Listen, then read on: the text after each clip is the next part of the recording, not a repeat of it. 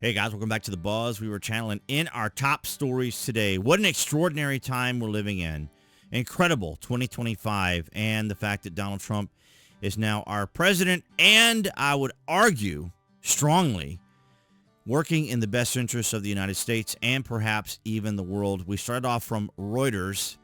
Mediators, Egypt, Qatar, and Turkey signed with Trump document on Gaza ceasefire deal. This is massive. It cannot be overstated how important and significant this is. And a lot of you guys understand this too, especially as we covered a lot of the protests that were going on here in the United States and around the world. Well, guess what? Now Palestine is now free, as it were, metaphorically or anecdotally right now.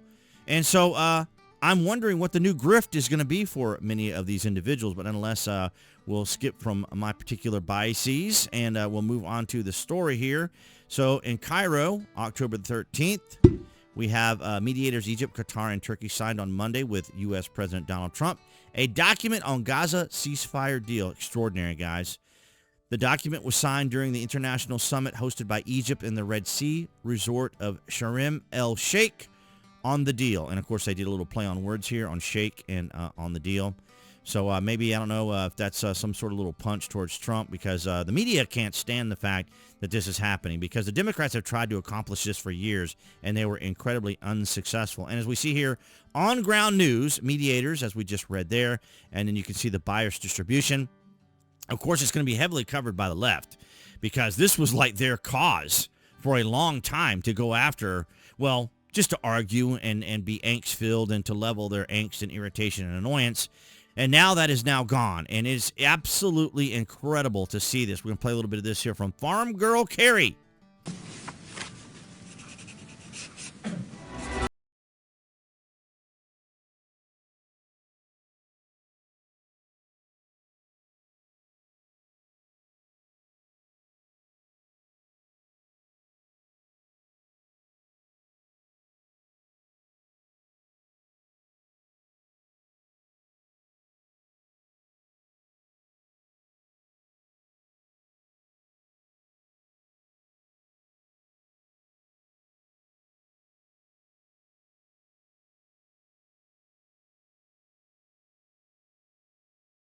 Obviously, him there signing that 3,000 years, kind of extraordinary. But to a degree, it is. I mean, I read my Bible in a year daily, and you just go back and read the Old Testament each day, right? It's the Old Testament, New Testament, Proverbs, and Psalms, and it's all right there.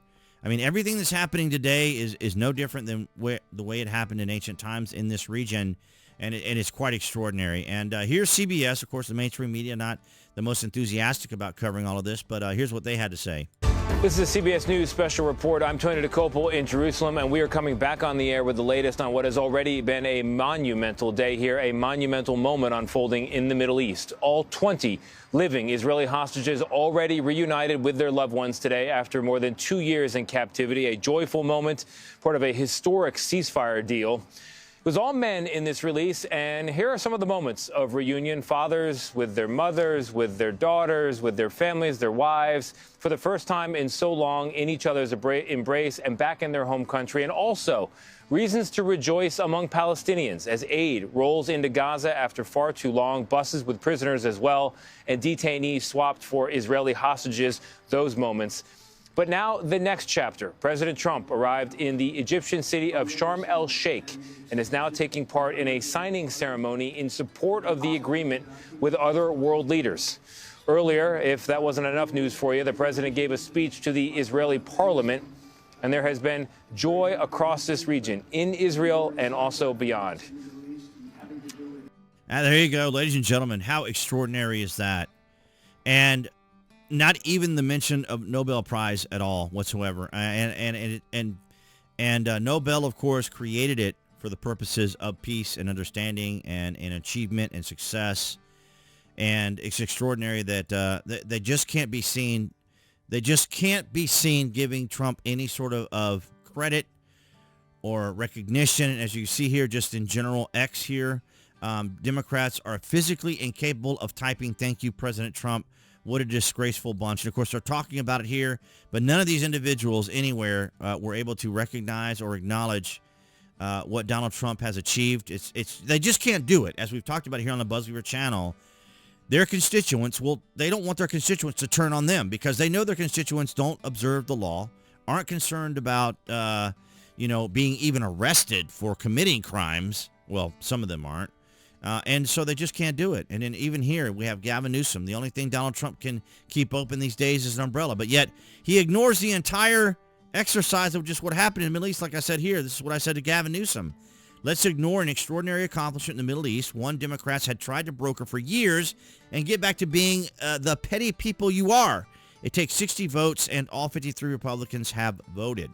And that is correct, and that's exactly what's happened. But I do welcome your thoughts and comments down in the comment section. I always want to say published. I don't know why. But nonetheless, guys, thank you so much for your incredible support as we are here witnesses to these extraordinary events. And I'm happy to be able to bring these things to you guys. I try to take the difficult, the complicated, the tumult, the confusion, and break it down. It doesn't mean that I have all the answers or that I have it all right all the time. It's just that, we live in a world now where everything's about power and control. And so we have to have a little bit more flexibility, a little bit more compassion, maybe a little bit more understanding and compromise. And unfortunately, we're not seeing a lot of that here in the United States. But here in the Middle East, what an extraordinary event. So make sure you hit that like button, of course, for this incredible event. And, of course, to help out the channel, of course. You guys have been extraordinary. And I do want to thank all you guys across BitChute, Rumble, and Odyssey for your guys' continued support. It has been incredible. Thank you so very much. And then, of course, everyone here on YouTube for your guys' continued support. This is an extraordinary time. I just want to give you guys a little bit of a glimpse here. You're welcome to go back and look these up yourself or look it up, obviously, as you go about your day. But nonetheless, guys, thank you so much. Appearing there on the screen, that's going to be the channel icon. You guys can click on that to subscribe, as well as to select notification. That way you know when there's content here on the channel. And I'll see all you guys in the next video.